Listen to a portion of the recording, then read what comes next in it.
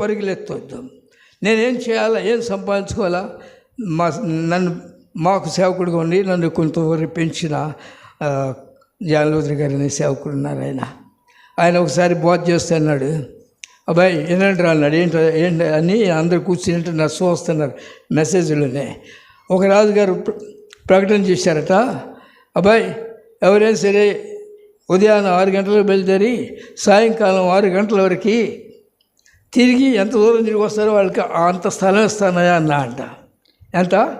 6 గంటల నుంచి 6 గంటల వరకు ఎంత తిరుగుతారు నాకు తెలీదు.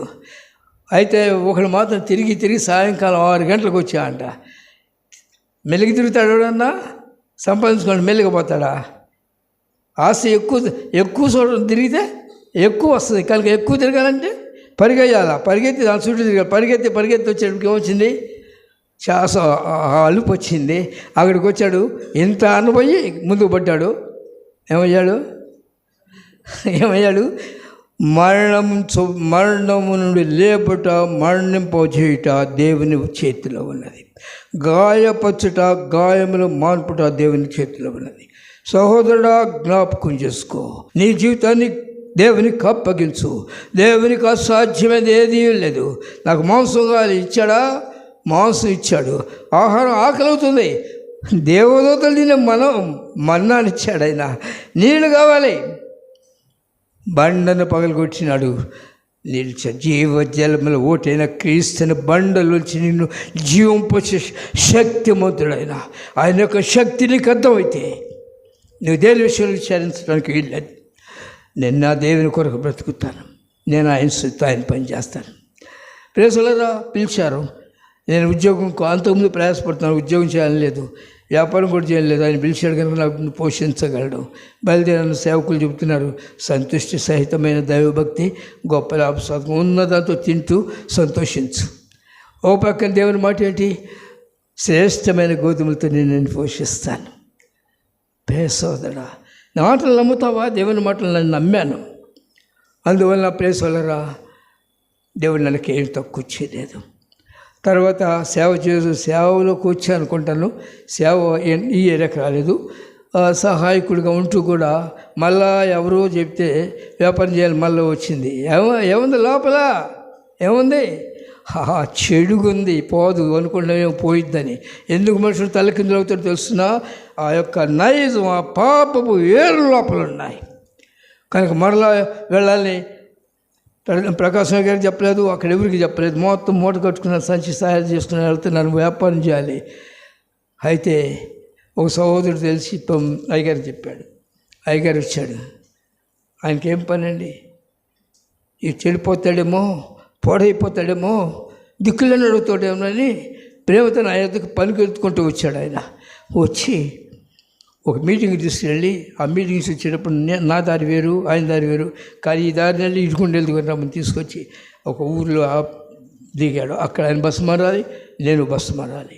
అక్కడ దిగిన తర్వాత 1-2 గంటల సేపు అక్కడ నిలబడి, వ్యాపారం చేయాలనుకుంటున్నావు, జాగ్రత్త, దిక్కులని అడుగుతావు, నీ భార్య పాడైపోతుంది, నువ్వు దేవుని మాటలు కూడా వెళ్తే నీకెందుకు పనికి రాకుండా అయిపోతావు. ఆ మాటలు ఇప్పటికీ నా హృదయంలో ఉన్నాయి. దేవుని దాసుని మాటలు విన్నాను, ఏడ్చాను. ఆయన దగ్గర వెళ్ళాను, అది మానుకున్నాను.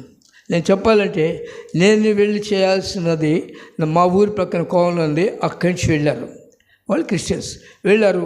అక్కడ బాగా అదే దానిలో ఇవాళ కోట్ల ఆస్తి తీరాడు, కానీ పిల్లలు లేరు, మార్పు లేదు, రక్షణ లేదు. ఫలితం ఏంటి? ఎవరు గొప్పవాళ్ళు? కారు ద్రాక్షలు కాసేవాడు గొప్పవాడు కాదు. ఏమున్నా ఏమి లేకపోయినా పర్వాలేదు, లోకంలో ఏమి లేకపోయినా పర్వాలేదు, తినటకు ఆహారం ఉంటుంది చాలు. నా ఆశలవి నిన్నెక్కడి విడిచిపెట్టడు. ఆయన నమ్ముకుని నువ్వు సిగ్గుపడవు. అయితే కారు ద్రాక్షలు కాయదు. జ్ఞానము కలిగి దేవుని సన్నిధిలో ప్రార్థన చేసినప్పుడు, బుద్ధి గల కన్నికోలే దేవుని వాక్యం నీకు అర్థమైనప్పుడు వాక్య ప్రకారం జీవించడం నేర్చుకుంటావు. ఎప్పుడైతే వాక్యాన్ని నువ్వు ధ్యానం చేస్తూ ఉంటావో ఒక్కొక్కటి తీసేసుకుంటావు. ఎదిగిన కొలది నువ్వు మొదట్లోనే మొదలుపెట్టి తీసేసుకోకపోతే ఎదిగిన కొలది కఠినమైపోతావు. మనస్సాక్షివాతం ఇవ్వండి, తీసేసుకోలేవు. అయినా దేవుడు ఊరుకోడు, దెబ్బలేస్తాడు. దెబ్బలేసి చూస్తూ ఉంటాడు. దెబ్బలు పడితే ఏం చేస్తాడు? మళ్ళీ తిరిగి వస్తాడేమోనని చూస్తూ ఉంటారు. దెబ్బలు పడతాయి. ఆ దెబ్బలు పెట్టినందువలన కొంతమంది తెలుసుకుంటారు, కొంతమంది ఇంకా తిరుగుబాటు చేస్తారు. అయితే దేవుని ఉద్దేశం ఏంటంటే ఎవరిని బాధ పెట్టడు, కానీ ప్రతి ఒక్కరూ తన బిడ్డలందరూ ఆయనతో ఉండాలి. అయితే ఒకటి మీరు నమ్మవలసింది ఏంటంటే, నీకు ఈ లోకంలో ఆశీర్వాదం కావాలన్నా, ఈ లోకాన్ని నుంచి నాకు పరలోకంలో నీకు ఆశీర్వాదం కావాలన్నా నమ్మదగిన దేవుడు ఆయన సేవించు. అది యెషయా 65 అధ్యాయం అనుకుంటాను 10వ వాక్యం. దేశంలో తనకు ఆశీర్వాదము కావాలని కోరువాడు నమ్మదగిన దేవుడు తనను ఆశీర్వదింపవాలని కోరుకో. నమ్మదగిన దేవుడు తనను ఆశీర్వదించాలి. ప్రియ సోదరుడా, కనుక నీవు నీ జీవితంలో ఆ చిన్నవాని స్వభావం మారాలి. పెద్దవాడిని అయ్యావు, ఇంకా పిల్లవాడిని అసలు చేయకూడదు. నీ దేవుడు నిన్ను ఎక్కడ విడిచిపెట్టడం, నీ తర్వాత నీ సంతతిని కూడా దీవిస్తాడు. నువ్వెవ్వరిని పోషించలేవు, నీ బిడ్డలను పైకి తీసుకురాలేవు. శాశ్వతమైనది ప్రేమ యెహోవా తండ్రి ప్రేమ. 20వ అధ్యాయము సామెతల గ్రంథము 20వ అధ్యాయము 7వ వాక్యము. యథార్థవంతునుడగు నీతిమంతుని పిల్లలు వాని తదనంతరము ధన్యులగుదరు.